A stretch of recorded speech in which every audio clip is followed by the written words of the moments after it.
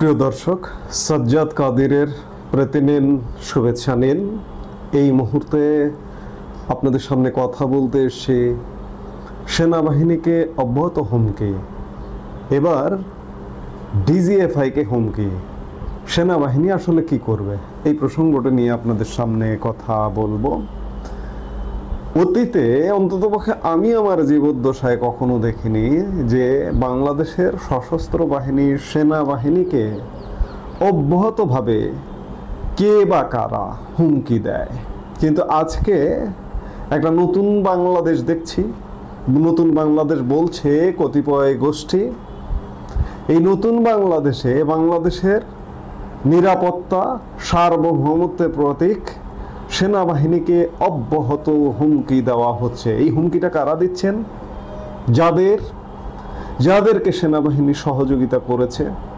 আজকে এই যে নতুন বাংলাদেশ নির্মাণে সহযোগিতা যদি বলেন, 2024-এর জুলাই আগস্টে যে সহিংসতা ঘটেছিল, সেই সহিংসতার পক্ষে অবস্থান নেওয়াদের পক্ষে সেনাবাহিনী অবস্থান নিয়েছিল, এটি বলবার অপেক্ষা রাখে না।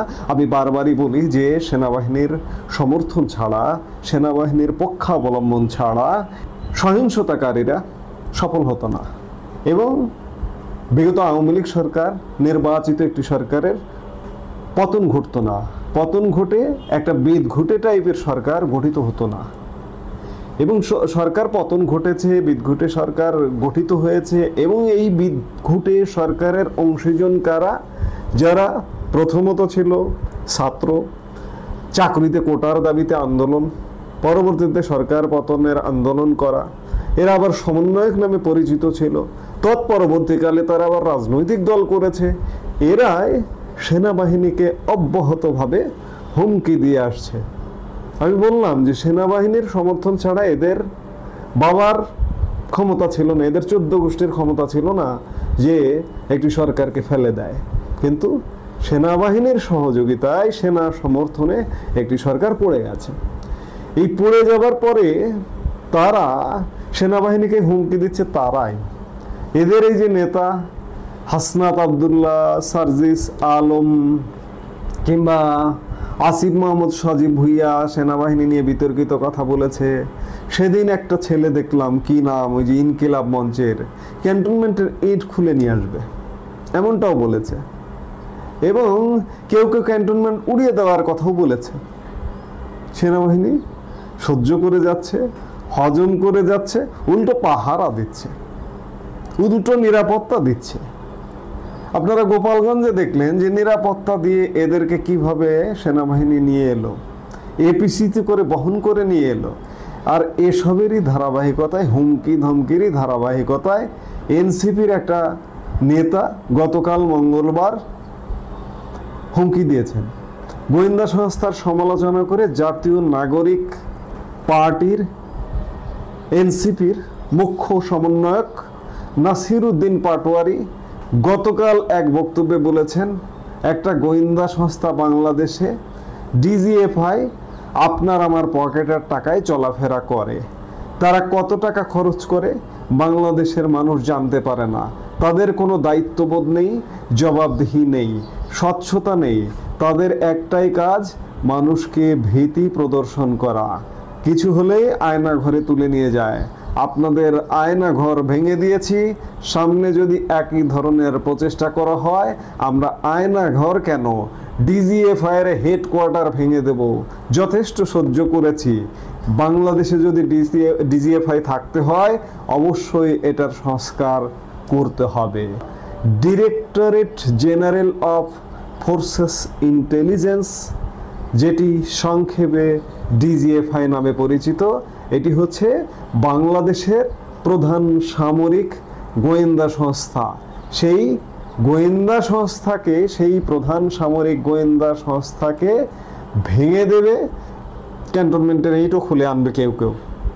সেনাবাহিনীকে অব্যাহত হুমকি দেওয়া হচ্ছে। সেনাবাহিনী হজম করছে। এভাবে কতটা হজম করবে? সেনা কর্মকর্তাদের একটি অংশ তো ক্ষুব্ধ, এদের উপরে ক্ষুব্ধ। আমি জানি যে সেনা কর্মকর্তাদের একটি বড় অংশ এদের উপরে সংক্ষুব্ধ। কিন্তু সংক্ষুব্ধ হয়েও এখনো পর্যন্ত সেই সংক্ষুব্ধতার বহিঃপ্রকাশ দেখছি না। আজকে এই যে ছোট্ট একটি ছেলে নাসিরউদ্দিন পাটোয়ারি কিংবা সার্জিস আলম, হাসনাত আবদুল্লাহ, আসিফ মোহাম্মদ সজীব ভুইয়া, এদেরকে নেতা বানিয়েছে কে আসলে? যদি বলেন যে নেতা বানিয়েছে সেনাবাহিনী, তাহলেও ভুল হবে না, কারণ একটি প্রেক্ষাপট পরিবর্তন হয়েছে। এই প্রেক্ষাপট পরিবর্তনের মূল ক্রীড়াত্মক ভূমিকায় অবতীর্ণ ছিল সেনাবাহিনী। তারা যত আন্দোলন করুক, যত সংগ্রাম করুক, যত সহিংসতা করুক, সেনাবাহিনী যদি কঠোর হতো, তাদের আন্দোলন, সহিংসতা, তাদের বিপ্লব কিচ্ছু হতো না, আর তাদের নেতা হওয়া হতো না। সেই নেতা হয়ে এখন তারা সেনাবাহিনীকে নিয়ে প্রতিনিয়ত হুমকি ধমকি দেয়, এবং গতকালকে তারই ধারাবাহিকতায় ডিজিএফআই এর হেডকোয়ার্টার ভেঙে দেবার, গুড়িয়ে দেবার নিশানা বা ঘোষণা দিলেন এদেরই একজন নেতা। এরা তো এখন বিশাল পরিচিত, বিশাল, এদের ব্যাপার স্যাপারই আলাদা। এরা একটা কথা যদি মুখ দিয়ে বলে, তাহলে সেটি সংবাদপত্রের শিরোনাম হয়। অনেক গুণী জ্ঞানী বিদগ্ধজন কোনো কথা বললেও সেটি সংবাদপত্রে এখন শিরোনাম হয় না। এখন সেনাবাহিনী কি করবে? সেনাবাহিনীরই সিদ্ধান্ত নিতে হবে। এই অবস্থা, এই অবস্থা, সেনাবাহিনীকে অব্যাহতভাবে হুমকি দেওয়া, ধমকি দেওয়া, গালি দেওয়া, বকা দেওয়া, দেশের সাধারণ মানুষের সেনাবাহিনীর গায়ে লাগে না। এখনো পর্যন্ত সেনাবাহিনী সেগুলোর বহিঃপ্রকাশ ঘটায়নি, কিন্তু সাধারণ মানুষের গায়ে প্রচণ্ডভাবে লাগে। সাধারণ মানুষ প্রচণ্ড ক্ষুব্ধ এদের উপরে, এমনকি সেনাবাহিনীর ওপরেও। সেনাবাহিনী কেন এদের বিরুদ্ধে ব্যবস্থা নেয় না? কবে নেবে? আদৌ কি নেবে? নাকি নেবে? তো অবশ্যই, সেটি হয়তো নানাভাবে ঘটনা সাজছে, স্ক্রিপ্ট সাজছে, স্ক্রিপ্ট তৈরি হচ্ছে প্রতিনিয়ত। আমরা স্ক্রিপ্টের চূড়ান্ত মঞ্চায়ন কবে দেখব, সেই অপেক্ষায় আছি। অপেক্ষা করি এবং দেখি যে কি হয়, কি ঘটতে যাচ্ছে।